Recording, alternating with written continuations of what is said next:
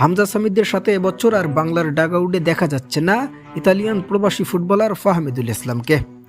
সর্বশেষ ভুটানের বিপক্ষের ম্যাচে দেশের জার্সিতে প্রবাসী এই ফুটবলারের অভিষেক হলেও সিঙ্গাপুরের ম্যাচে বাংলার ডাগআউটে উইঙ্গার পজিশনে তাকে দেখা গেলেও অবশেষে এবার বাফুফের অদ্ভুত এক সিদ্ধান্ত। তারা জানিয়েছে আগামী হংকংয়ের বিপক্ষের ম্যাচে হামজা সামিদের সাথে থাকছেন না এই ইতালিয়ান প্রবাসী।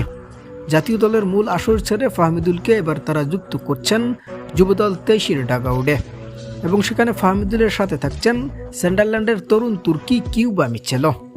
এছাড়াও সেই ডাগআউটে গত কিছুদিন আগে ট্রায়াল শেষ করে দেশে ফেরা 49 প্রবাসী থেকে 4 জন তরুণ ফুটবলারও থাকছেন।